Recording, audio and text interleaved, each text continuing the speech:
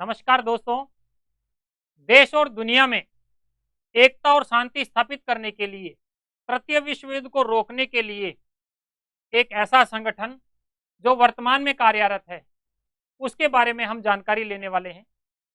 दोस्तों, बताना चाहूंगा कि दो विश्व युद्ध आज पूरा विश्व झेल चुका है और तृतीय विश्व युद्ध ना हो, इसके लिए मेरे पीछे लगे हुए इस महान शख्सियत की फोटो से आप अनुमान लगा सकते हैं कि ये वो व्यक्ति है जिसने द्वितीय विश्व युद्ध के बाद में पूरे विश्व को एकता के सूत्र में बांधने के लिए, शांति प्रदान करने के लिए एक ऐसा संगठन का बीजारोपण करवाया जिससे आज तक पूरा विश्व शांतिमय है और मंगल कामनाएं करते हैं कि भविष्य में भी हम शांतिमय रहेंगे, किसी भी प्रकार का लड़ाई युद्ध आदि नहीं करेंगे। तो ये वो महान शख्सियत हैं जिनको आप लोग सब जानते होंगे, और नहीं जानते हैं यदि आप विद्यार्थीगण हैं, प्रतियोगी विद्यार्थी हैं, यूजी पीजी की तैयारी करने वाले विद्यार्थी हैं, या आप आम नागरिक हैं, तो आज इस वीडियो को जरूर देखना, क्योंकि आज विश्व के अंदर ऐसे संगठन जिसके द्वारा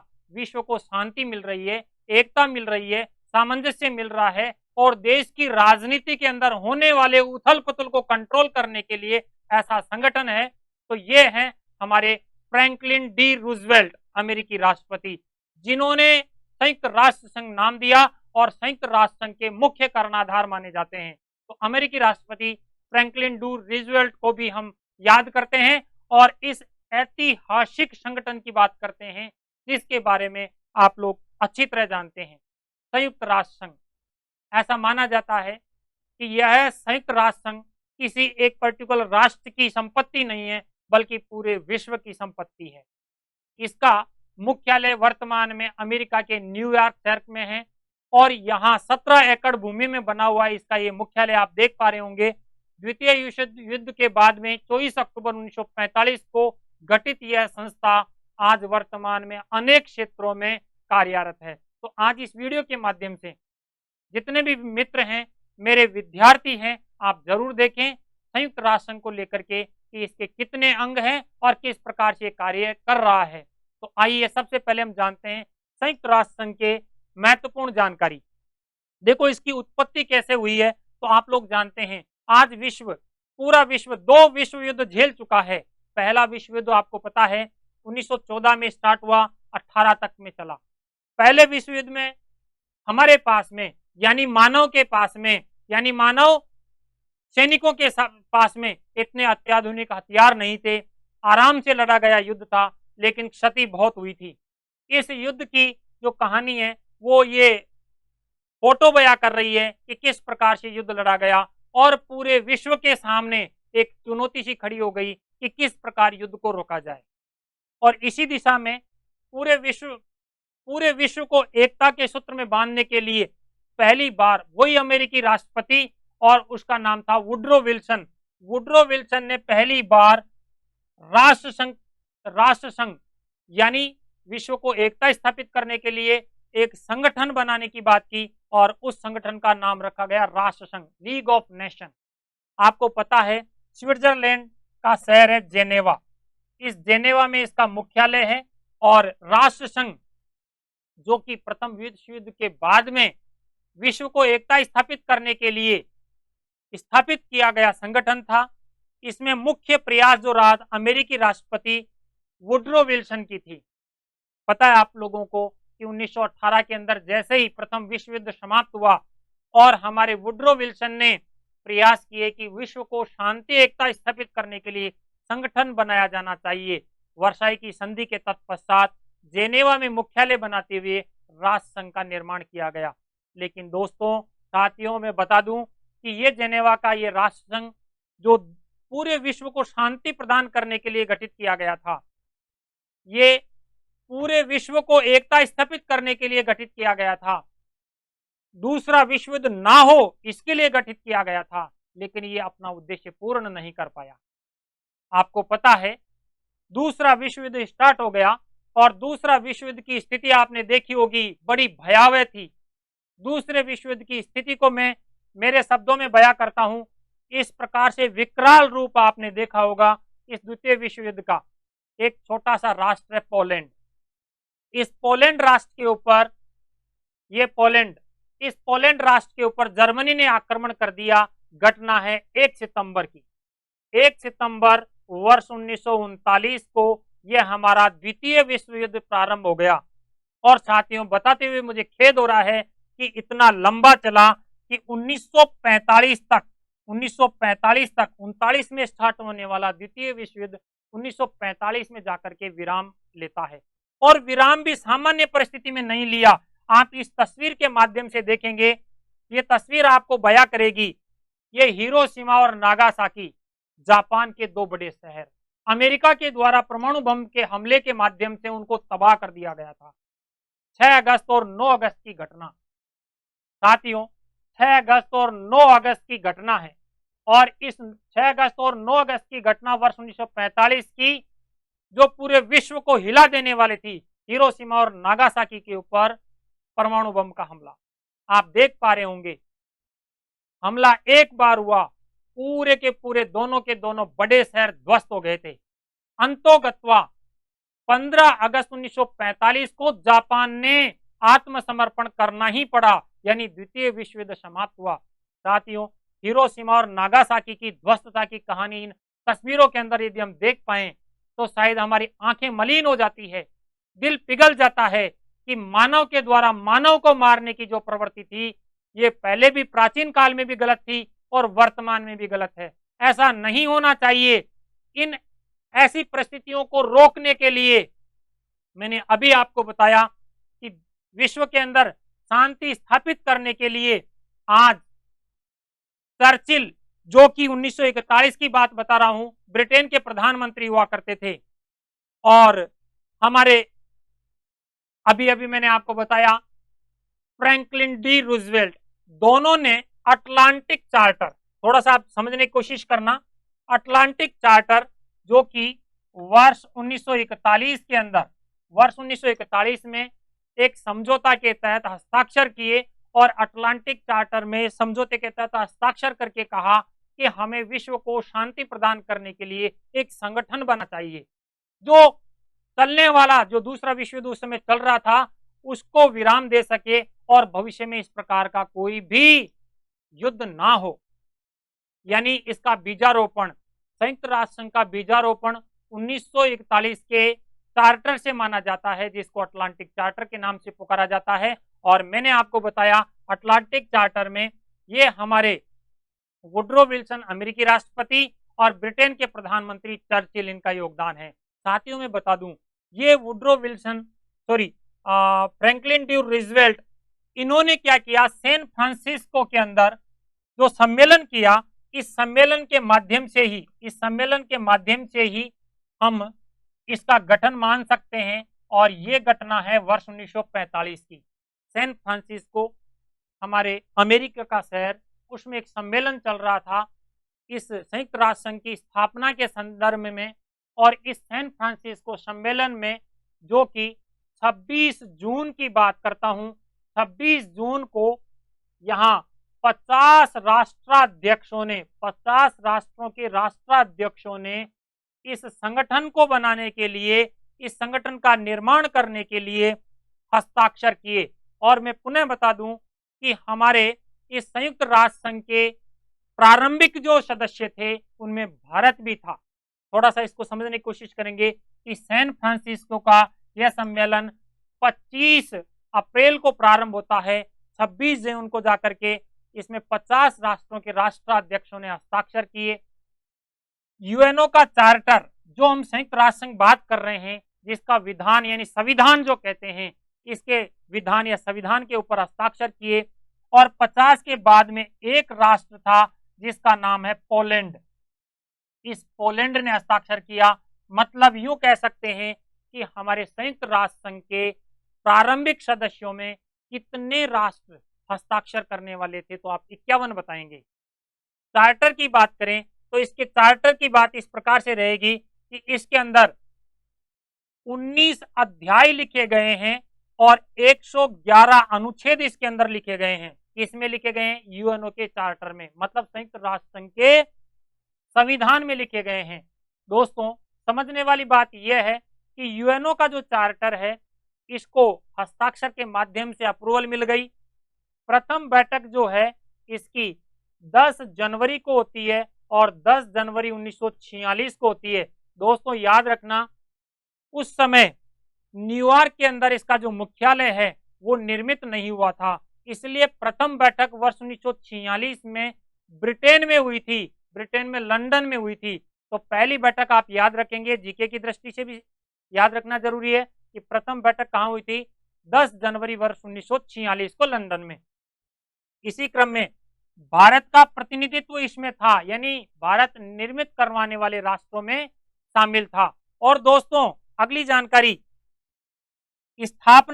स्थापना के लिए आपको 24 अक्टूबर याद रखना है वर्ष 1945।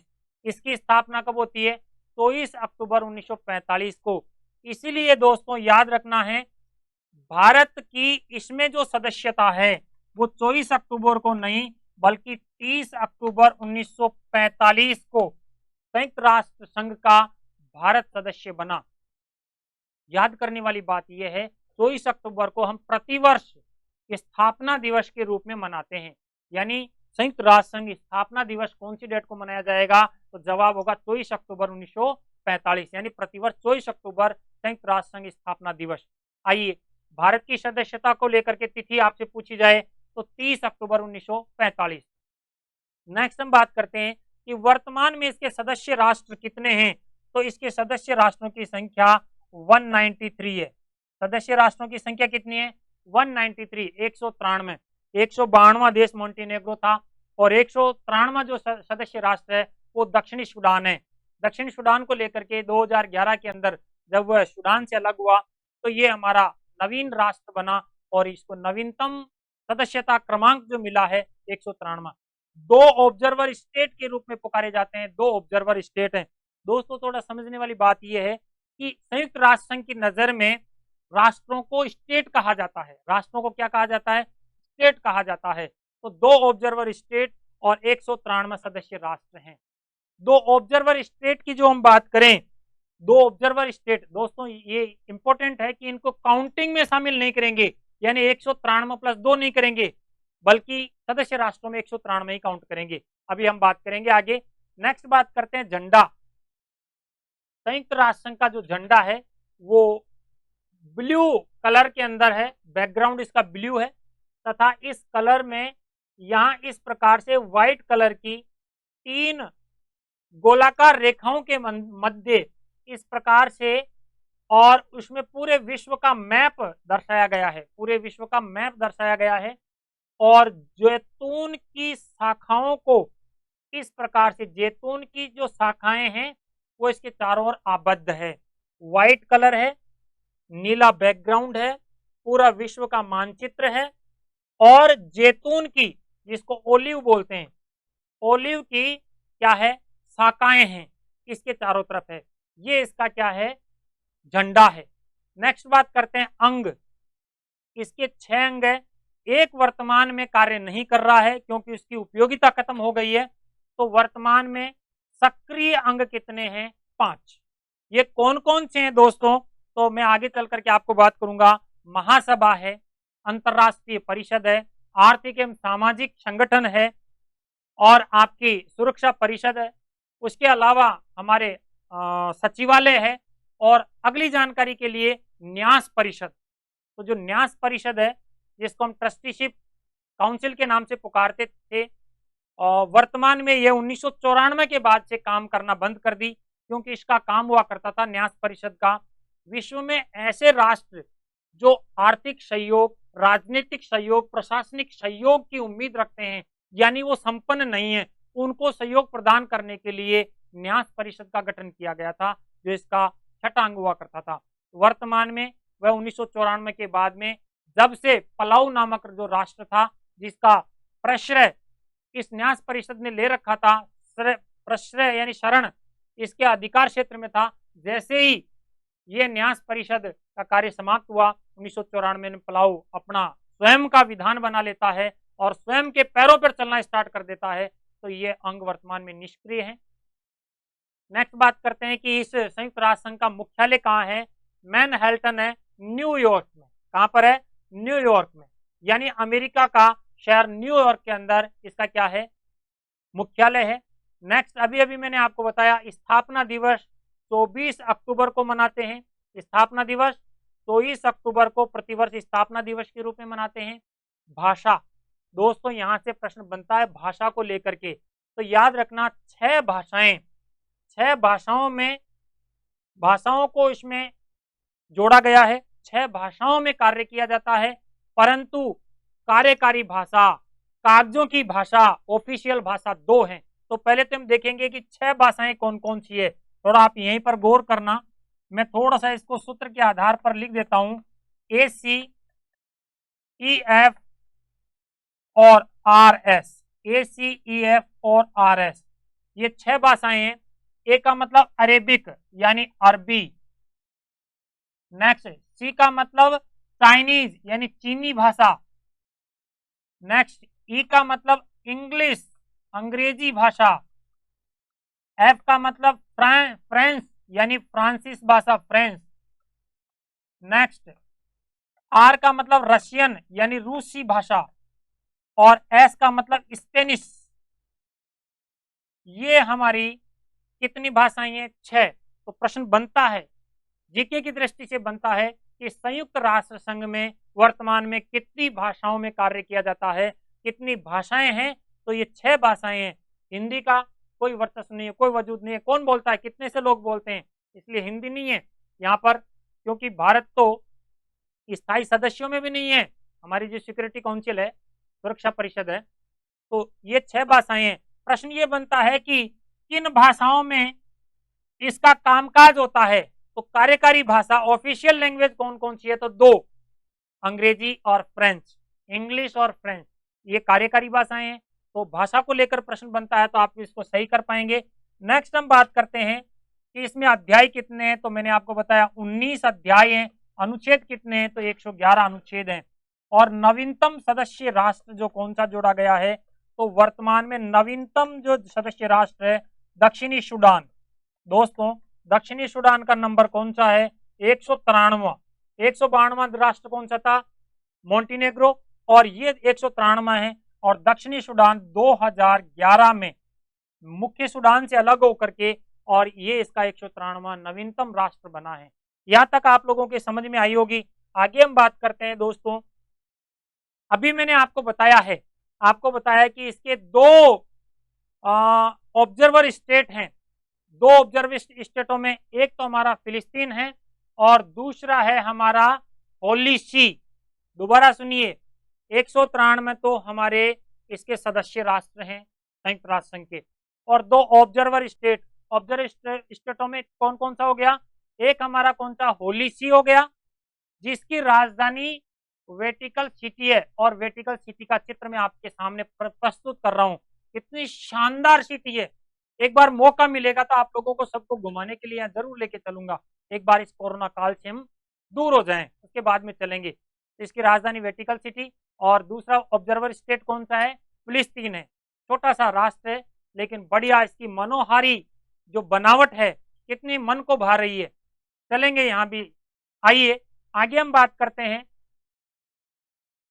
ये वो दक्षिणी सूडान है जिसको कि 193वां नंबर का सदस्य राष्ट्र बना है, यानी इसकी सदस्यता में 193वां नंबर इसी को मिला है। ज्यादा विकसित नहीं है हाँ, लेकिन इसको सदस्यता क्रमांक कौन सा मिला है, 193वां। आइए दोस्तों, ये लीजिए आपका हमारा यूएनओ का झंडा। मैंने बताया था बैकग्राउंड नीला है, जैतून की इस प्रकार से टहनियां हैं, इसके भीतर व्हाइट बैकग्राउंड के अंदर पूरा विश्व का मानचित्र है। शायद आप लोगों के समझ में आ गया होगा, ये हमारा संयुक्त राष्ट्र संघ का झंडा। आइए ये बात करते हैं, ये हमारा इसका मुख्यालय को लेकर के अभी मैंने चर्चा की है। 17 एकड़ भूमि में, दान की हुई भूमि में बनाया हुआ है मुख्यालय। मैंने बताया किसी राष्ट्र के अधीन नहीं है, पूरे विश्व के राष्ट्रों का ये एक सम्मिलित है। तो इसको लेकर के सम्मिलित होने के नाते मैं आपको बता दूं, इसमें वजूद उन राष्ट्रों का है जो सर्वाधिक आर्थिक मदद करता है। जैसे वर्तमान में सबसे ज्यादा आर्थिक मदद करने वाला राष्ट्र है अमेरिका। भारत यूएनओ को कितनी मदद करता है, कितना फाइनेंस करता है? शायद आप शब्दों में सुनेंगे तो 1% भी नहीं है, 0.823%। 19 से 21 में आंकड़े हैं, उसमें हमारे भारत का यूएनओ को जो फाइनेंस है वो किया गया 1% भी पूरा नहीं है। कितना? 0.823%, यानी 1% के लगभग मान सकते हो। और इसमें भारत का जो स्थान है, भारत का स्थान है वो कितना है? 21वां स्थान। दोस्तों याद रखना, प्रति 2 वर्षों में इसकी ये रिपोर्ट तैयार होती है। तो 21वां स्थान है भारत का फाइनेंस की दृष्टि से। पहला स्थान किसका है? तो आप याद रखेंगे, पहला स्थान अमेरिका का है। जब स्थायी सदस्यों का चयन हो रहा था, संयुक्त सुरक्षा परिषद की बात कर रहा हूं, उस समय चाइना नहीं बनता यदि हम फाइनेंस कर देते। 1945 की बात कर रहा हूं, उस समय हम फाइनेंस कर देते तो हम भी सुरक्षा परिषद के स्थायी सदस्य होते, परंतु इसलिए नहीं कर पाए क्योंकि उस समय हमारी स्थिति वैसे ही ठीक नहीं थी। हम आजाद तक नहीं हुए थे, लेकिन हमारे उस समय के विद्वानों का, हमारे नागरिकों का, हमारे राजनेताओं की दूरदर्शिता देखिए कि हम आजाद नहीं थे, उसके बावजूद भी संयुक्त राष्ट्र संघ की प्रारंभिक जो सदस्य थे उनमें सदस्य भेजे थे। यहां से 3 सदस्य गए थे। इसका मतलब भारत प्रारंभिक सदस्य माना जाता है किसका? संयुक्त राष्ट्र संघ का। आइए, ये 193 राष्ट्र जिसके बारे में आपको बात कर चुका हूं, और एक समझाने की बात यह है कि संयुक्त राष्ट्र संघ वर्तमान में जो 193 देश है, ये इसके क्या है? वर्तमान में सदस्य राष्ट्र हैं। दोस्तों, विद्यार्थियों, आप देखिए मेरे पीछे ये महासभा, जो इसका मुख्य अंग माना जाता है, 6 अंगों में से महासभा न्यूयॉर्क में। इस महासभा के अंदर प्रतिवर्ष सितंबर माह के तीसरे मंगलवार से, दोबारा सुनिए मेरी बात को, सितंबर माह के तीसरे मंगलवार से बैठक आयोजित होती है। प्रति राष्ट्र 5 सदस्य इसमें भेजे जाते हैं, प्रति राष्ट्र 5 सदस्य इसमें भेजेगा, लेकिन वोट देने की बारी आती है तो 5 वोट नहीं करेंगे, पांचों का एक ही वोट काउंट होगा। आपके शायद समझ में आ गई होगी कि जितने भी सदस्य राष्ट्र हैं, दोबारा सुन लीजिए नहीं समझ में आई तो, प्रत्येक राष्ट्र अपनी तरफ से 5 सदस्य भेजता है महासभा के अंदर, परंतु वोटिंग की बारी आती है तो एक ही वोट माना जाएगा। और हर वर्ष, एक वर्ष में एक बार बैठक का आयोजन होता है, और सितंबर माह के तीसरे मंगलवार से इसकी बैठक प्रारंभ होती है, लंबी भी चल सकती है। आइए, इस महासभा के लेकर के कुछ जानकारियां, जो कि इसका प्रमुख अंग माना जाता है, थोड़ा सा मैं आपको डिटेल में बताने की कोशिश कर रहा हूं। इस महासभा के जो सदस्य हैं, वो कुल जो सदस्य हैं, यानी संयुक्त राष्ट्र संघ के सदस्य ही महासभा के सदस्य कहलाते हैं। वो इसका मुख्यालय न्यूयॉर्क में, यानी आप संयुक्त राष्ट्र संघ का मुख्यालय और महासभा का मुख्यालय। दोस्तों, समझने वाली बात यह है कि इसके जो 6 अंग हैं, उनमें से केवल अंतर्राष्ट्रीय न्यायालय का मुख्यालय अमेरिका के बाहर है, न्यूयॉर्क के बाहर है, वरना सबका न्यूयॉर्क में ही है मुख्यालय। केवल एकमात्र उसका नीदरलैंड की शहर हेंग में है, इसका अंतर्राष्ट्रीय न्यायालय। नेक्स्ट, प्रति राष्ट्र या प्रतिनिधि कितने भेजता है? 5 व्यक्ति प्रति राष्ट्र इसके अंदर प्रतिनिधि के रूप में भेजता है, लेकिन मत कितना माना जाता है? तो मत 1 माना जाता है, जो कि मैंने आपको बताया है। हाँ बिल्कुल, बैठक की बात की मैंने, तो बैठक आपके समझ में आ गया होगा कि प्रत्येक सितंबर माह, प्रतिवर्ष सितंबर माह का तीसरा जो मंगलवार होगा, मंगलवार को प्रारंभ होगी, तीसरे मंगलवार से प्रारंभ होगी। हाँ, थोड़ा सा अच्छे से हाँ लीजिए। इसके अन्य नाम क्या है? इसके महासभा का अन्य नाम, इसको विश्व की संसद के नाम से पुकारते हैं। इसके नाम से, प्रश्न बहुत इंपॉर्टेंट है, विश्व की संसद, विश्व की विधायिका, कानून बनाने वाली, विधायिका कानून बनाने वाली होने के कारण विधायिका के नाम से पुकारी जाती है। नवीनतम सदस्य कौन सा है? तो आपने बता दिया अभी, दक्षिणी सूडान इसका नवीनतम है। कौन से वर्ष बना? 2011 में इसका सदस्य बना। हाँ जी, फिर नेक्स्ट बात करते हैं सदस्यता का निलंबन कैसे होता है और सदस्यता कैसे मिलती है। इस पॉइंट को आप समझने की कोशिश करना। किसी भी राष्ट्र को सदस्यता प्राप्त करने के लिए महासभा के 2/3 बहुमत होना, महासभा के सदस्यों का 2/3 बहुमत होना जरूरी है।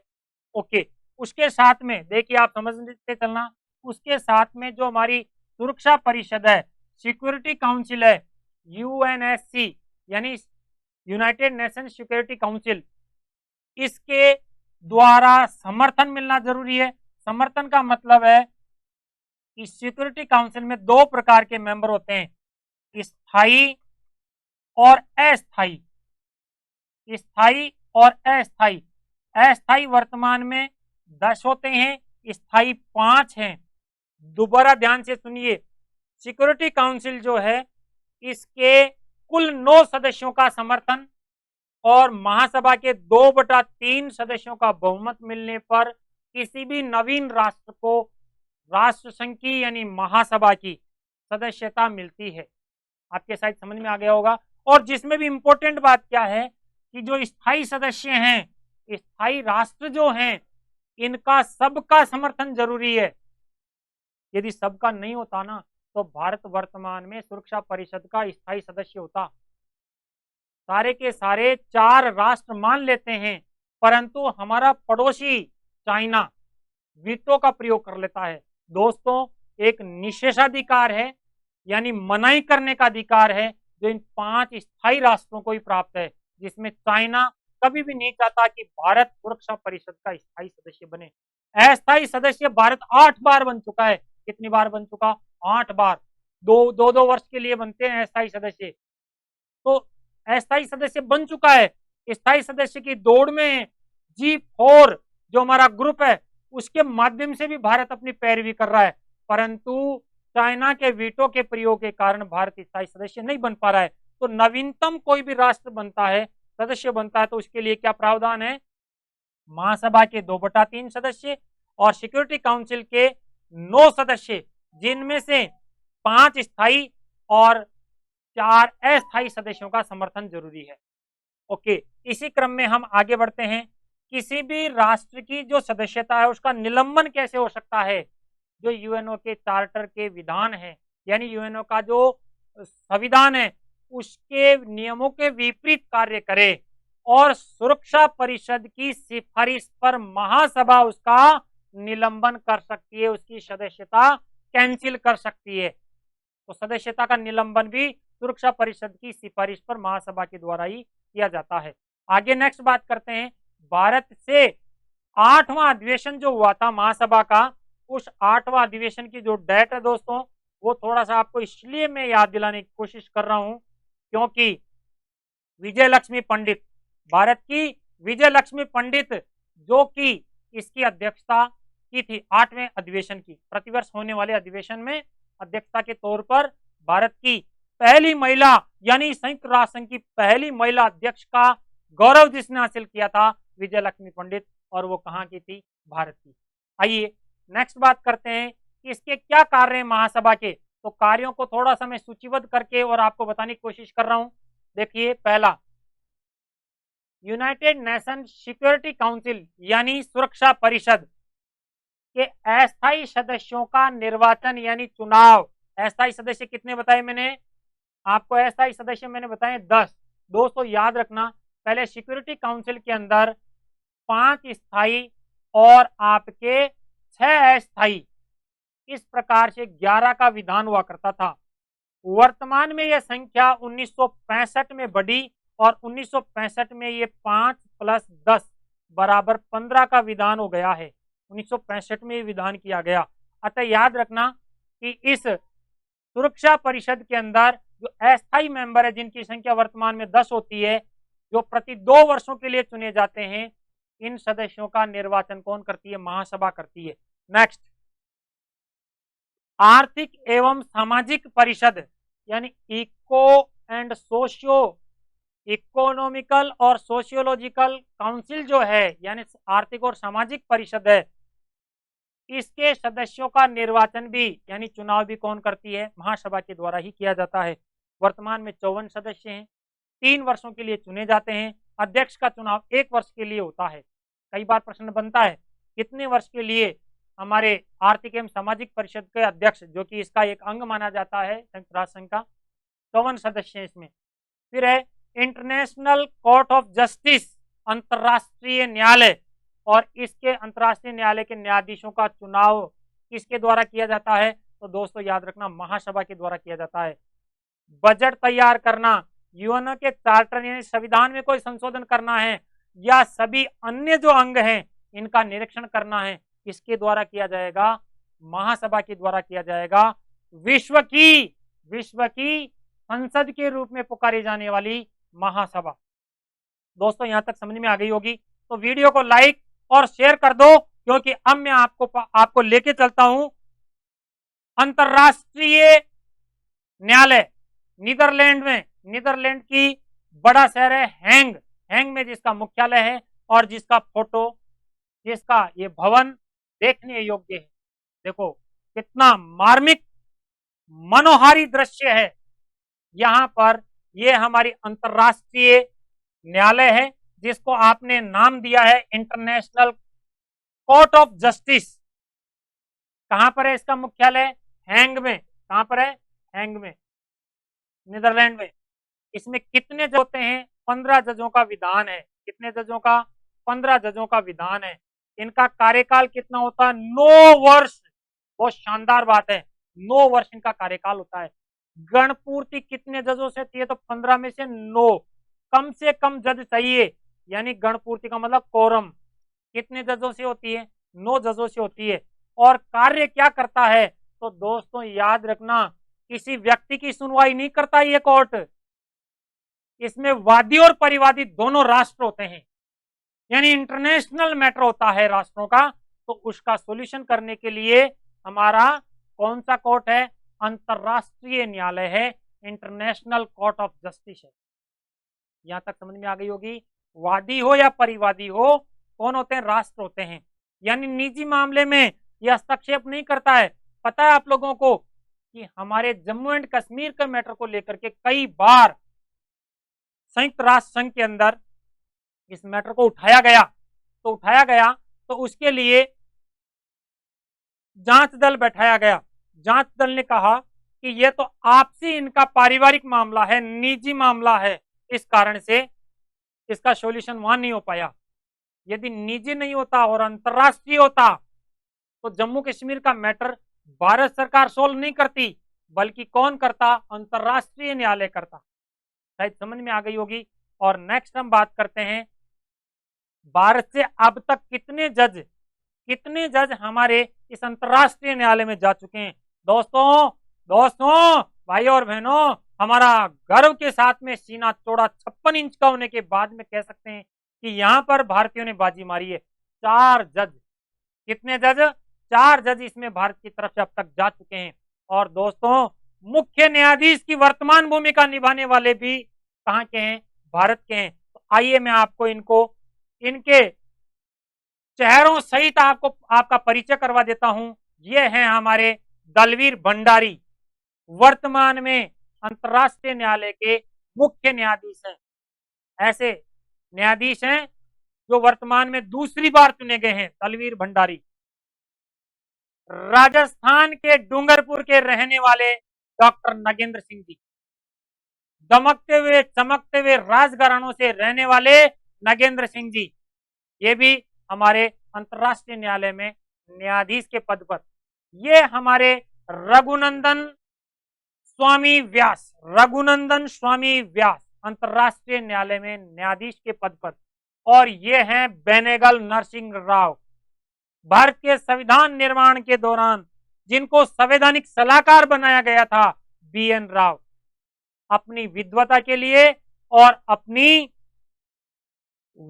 कानूनी पकड़ के कारण अंतरराष्ट्रीय स्तर पर भारत को ख्याति दिलाने वाले BN राव को मेरी ओर से भी गर्व के साथ में नाम लेने से भी मतलब खुशी होती है। तो ऐसे व्यक्ति को सादर प्रणाम, नमस्कार। ये 4 हमारे जज हैं जो अंतरराष्ट्रीय न्यायालय में रह चुके हैं और दलवीर भंडारी तो वर्तमान में मुख्य न्यायाधीश की भूमिका में है।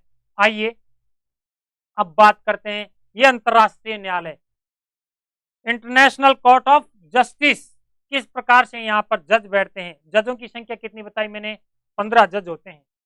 9 वर्ष का कार्यकाल होता है। 2017 में चुने गए दलवीर भंडारी जी और 2026 तक रहेंगे। 17 में चुने जाने वाले, क्योंकि 9 साल तक वहां पर रहेंगे। हाँ जी, आइए इसी कड़ी को हम आगे बढ़ाते हैं और आपके थोड़ा सा आप समझने की कोशिश करेंगे। अगला जो इसका पार्ट है वो है सचिवालय, सेक्रेटरीट। दोस्तों, सचिवालय गवर्नमेंट बॉडी होती है किसी भी राष्ट्र की, उसी प्रकार से यूएनओ का गवर्नमेंट बॉडी के रूप में कार्य करता है सचिवालय, सेक्रेटरीट।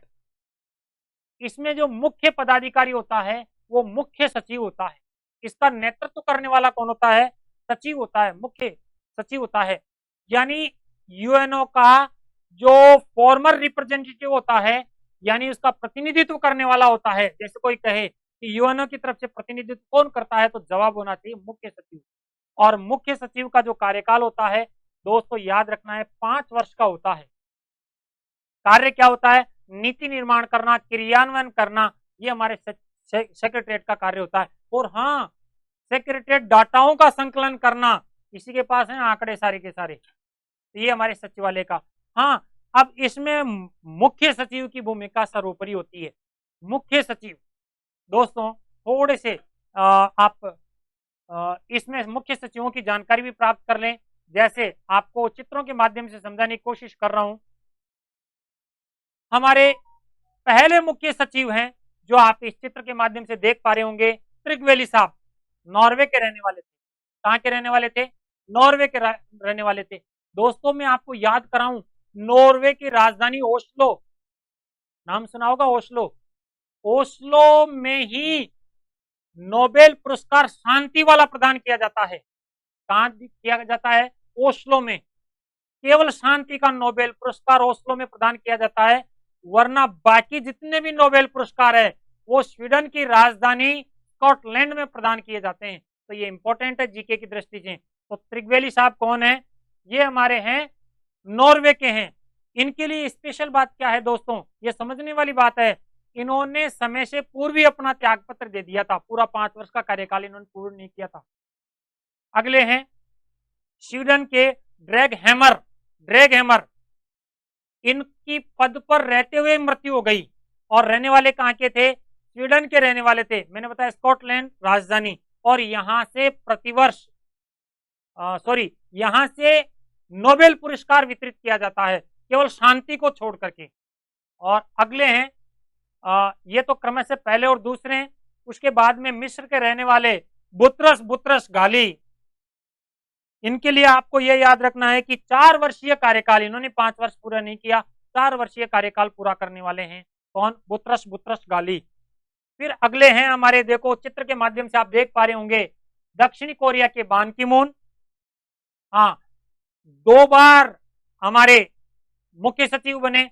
और कोफी अन्नान घाना वाले, दोबारा बोल रहा हूं, कोफी अन्नान घाना वाले 2 बार बने और बान की मून दक्षिणी कोरिया वाले 2 बार हमारे मुख्य सचिव बन चुके हैं। और दोस्तों वर्तमान वालों को तो देख लो, ये है वर्तमान वाले। ये कौन है, एंटोनियो गुतेरेस, जो पुर्तगाल के रहने वाले हैं। कहां के रहने वाले हैं, पुर्तगाल निवासी एंटोनियो गुतेरेस। हाँ, अंग्रेजी नाम है, डरने की आवश्यकता नहीं है। एंटोनियो गुतेरेस, ये हमारे वर्तमान। तो आइए, ये सचिवालय की मैंने बात कर ली, मुख्य सचिव की बात कर ली, और अब आगे बात कर लेते हैं दोस्तों सुरक्षा परिषद। तो सुरक्षा परिषद के लेकर के मैं बात कर लूं कि सिक्योरिटी काउंसिल के रूप में, सुरक्षा परिषद के रूप में बात करें तो ये सुरक्षा परिषद, जिसको कि हम पुलिसमैन के नाम से पुकारते हैं। सुरक्षा परिषद को किस नाम से पुकारा जाता है, पुलिसमैन के नाम से पुकारा जाता है। इसके पास में खुद की सेना नहीं है, उसके बावजूद भी विश्व के अनेक राष्ट्रों में शांति स्थापित करने के लिए, समझौता करवाने के लिए अपनी सेना भेजती है। शांति सेना के नाम से पुकारी जाती है। और उस शांति सेना को ब्लू हेलमेट के नाम से पुकारा जाता है। प्रश्न बनता है, ब्लू हेलमेट। ये ब्लू हेलमेट क्या है? तो याद रखना, अंतरराष्ट्रीय स्तर पर सुरक्षा परिषद द्वारा भेजे जाने वाली शांति सेना ब्लू हेलमेट कहलाती है। शायद समझ में आया होगा। और अब बात करते हैं सुरक्षा परिषद, जिसको पुलिस मैन का कार्य दिया गया, पुलिस मैन के नाम से पुकारा जाता है। इसके दो प्रकार के सदस्य होते हैं, एक होते हैं स्थायी सदस्य और दूसरे होते हैं अस्थायी सदस्य। दोस्तों अभी अभी हमने बात की थी, स्थायी सदस्यों की संख्या 5 है और अस्थायी सदस्यों की संख्या 10 है, जो प्रति 2 वर्ष के लिए चुने जाते हैं। प्रति 2 वर्ष के लिए चुने जाते हैं। भारत अब तक 8 बार चुना जा चुका है। हाँ दोस्तों, खास बात यह है कि स्थायी जो सदस्य हैं वर्तमान में, ये कौन है? तो ये हैं ABCFR। ABCFR थोड़ा सा शॉर्टकट में लिखने की कोशिश की है। अमेरिका, ब्रिटेन, चाइना, फ्रांस और रशिया, ये इसके स्थायी सदस्य हैं। यहां पर भारत का नाम हो तो कितना अच्छा लगे, भारत का नाम होना चाहिए। इसके लिए कवायद जारी है और सब लोगों का सहयोग रहेगा। तो दोस्तों, हम भाइयों और बहनों, हम सुरक्षा परिषद के स्थायी सदस्य बनेंगे। वर्तमान में कौन कौन हो गए? अमेरिका, ब्रिटेन, चाइना, फ्रांस और रशिया, रूस। हाँ, भूल न जाना वीडियो को लाइक करना, क्योंकि यदि वीडियो अच्छा लग रहा है तो दोस्तों में भी शेयर करें और आप भी लाइक करें और शेयर करें। अस्थायी सदस्य प्रति 2 वर्ष के लिए चुने जाते हैं और मैंने अभी इसके बारे में बता दिया कि इसका चयन कौन करता है? महासभा के द्वारा सुरक्षा परिषद की सिफारिश के माध्यम से। ये जो हमारे सुरक्षा परिषद के 5 स्थायी मेंबर हैं, इनके फ्लैग में आपको दिखाने की कोशिश कर रहा हूं। यह है अमेरिका। ये कौन है?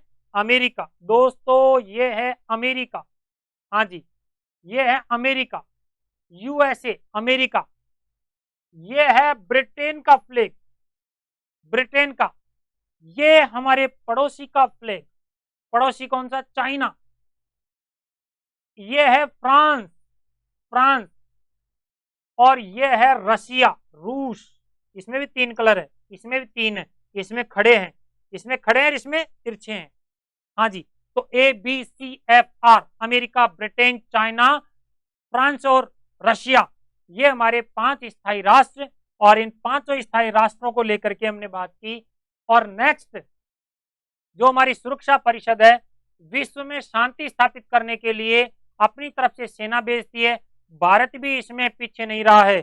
दोस्तों बताने वाली बात यह है कि विश्व में 42 लोगों की टुकड़ी यहां भारत में जम्मू एंड कश्मीर में शांति बहाल करने के लिए भेजी थी। और ये सबसे छोटी टुकड़ी कहलाती है। इस टुकड़ी को किस नाम से पुकारा जाता है? मैंने अभी बताया, ब्लू हेलमेट के नाम से पुकारा जाता है। और इस टुकड़ी को 1988 में नोबेल पुरस्कार प्राप्त हुआ है। ये इंपॉर्टेंट जानकारी आप लोगों के लिए। मात्र 42 लोगों की क्या शांति स्थापित करेंगे, लेकिन थे आए थे, किसकी तरफ से आए थे? सुरक्षा परिषद की तरफ से आए थे। हाँ, इसी कड़ी में इसमें हमारे जो और सदस्य इसके अंग रह गए, जैसे मैंने बताया, आर्थिक एवं सामाजिक, आर्थिक एवं सामाजिक परिषद। और मुख्यालय कहां पर बताएंगे? मुख्यालय आप सभी का, केवल अंतरराष्ट्रीय न्यायालय को छोड़कर सभी का न्यूयॉर्क में इसका मुख्यालय है। दोस्तों इसके कितने सदस्य हैं? 54। और इनके सदस्यों का कार्यकाल कितना होता है? तो कार्यकाल को लेकर के आप बताएंगे 3 वर्ष। कितना? 3 वर्ष के लिए चुने जाते हैं। और इसका जो अध्यक्ष होता है, इसका, इसको शॉर्ट में बोलते हैं ECOSOC, यानी इकोनॉमिकल एंड सोशल काउंसिल। और इसके जो अध्यक्ष होता है दोस्तों, याद रखना है, इसके अध्यक्ष का जो कार्यकाल होता है वो 1 वर्ष होता है। इंपॉर्टेंट है, आप बिल्कुल याद रखना। उसी प्रकार से मैंने अभी एक काउंसिल बताई थी, ट्रस्टीशिप, न्यास परिषद। न्यास परिषद, न्यास परिषद को मैंने शॉर्ट में बताया था ट्रस्टीशिप। ट्रस्टीशिप, ये ट्रस्टीशिप जो काउंसिल है,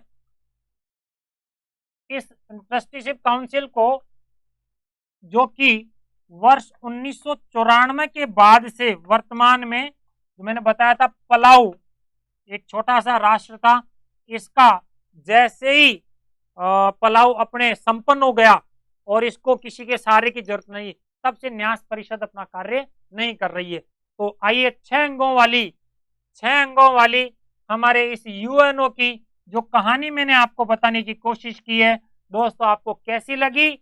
यदि अच्छी लगी हो तो आप इस वीडियो को लाइक और शेयर अवश्य करें, और यदि नहीं लगी तो दोस्तों वीडियो को बार बार देखें, समझ में आएगा आप लोगों के लिए और दूसरों के लिए ये जानकारी बहुत गम्य है, अच्छी है। देखते रहें और एम स्टडी के साथ में भरोसा बना करके अपनी प्रतियोगी परीक्षा की तैयारी अवश्य करें। धन्यवाद। जय हिंद, जय भारत।